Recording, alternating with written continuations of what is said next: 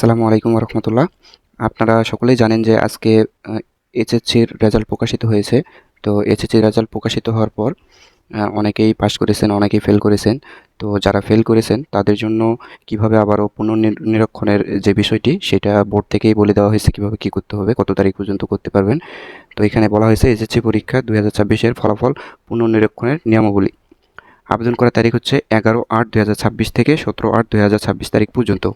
Link দিয়েছে, এই লিঙ্কে গিয়ে নির্ধারিত স্থানের রোল রেজিস্ট্রেশন নম্বর পূরণ করতে হবে এবং বোর্ড ড্রপ ডাউন থেকে বোর্ড নির্বাচন করতে হবে, অতঃপর সাবমিট বাটনে ক্লিক করতে হবে। এরপর হচ্ছে মোবাইল নম্বর দিতে হবে। পুনর্নিরীক্ষণের ফলাফল প্রকাশিত হলে এই নম্বরে SMS পাঠানো হবে। তারপর হচ্ছে পরবর্তী স্ক্রিনে শিক্ষার্থীর বিষয়ভিত্তিক ফলাফল দেখা যাবে। এক বা একাধিক বিষয়ে ফলাফল পুনর্নিরীক্ষণের জন্য বিষয়সমূহ নির্বাচন করে ফি প্রদান করুন বাটনে ক্লিক করতে হবে। প্রতিটি পত্রের জন্য 150 টাকা হারে ফি প্রযোজ্য হবে। দ্বিপত্র বিশিষ্ট বিষয়ের ক্ষেত্রে উভয় পত্রে আবেদন করতে হবে। পরবর্তী স্ক্রিনে প্রদেয় ফি এর পরিমাণ দেখা যাবে। বিকাশ, নগদ, সোনালী সেবা এর মাধ্যমে ফি পরিশোধ করা যাবে। ফি পরিশোধের বিস্তারিত ধাপসমূহ উপরে উল্লেখিত পোর্টালে হেল্প বাটনে ক্লিক করে দেখে নেওয়া যাবে। ফি পরিশোধ করে আবেদনের পোর্টালে এসে জমা দিন বাটনে ক্লিক করতে হবে।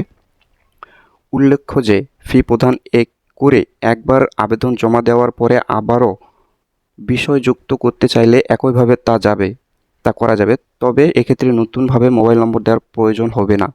এছাড়া ফি পরিশোধের আগেই যদি আবেদন পরিবর্তন বা পরিমার্জনের প্রয়োজন হয় সেক্ষেত্রে মুছে ফেলুন বাটনে ক্লিক করে নির্বাচিত বিষয়গুলো, যেগুলোর জন্য এখনও ফি প্রদান করা হয়নি, প্রত্যাহার করা যাবে এবং নতুন করে বিষয় নির্বাচন করা যাবে।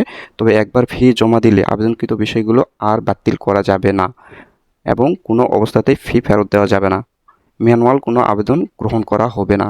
আপনারা লিঙ্কে গিয়ে যেভাবে বলেছে সেভাবে এটা সাবমিট করতে হবে। তো আপনারা আশা করি সকলে বুঝতে পারছেন কীভাবে আবেদনটা করতে হবে। তো আপনাদের যদি সমস্যা হয় অবশ্যই আমার সঙ্গে যোগাযোগ করবেন, আমি আপনাদের সাহায্য করবো ইনশাল্লাহ। তো সকলেই ভালো থাকবেন, সুস্থ থাকবেন। আসসালামু আলাইকুম রহমতুল্লাহ।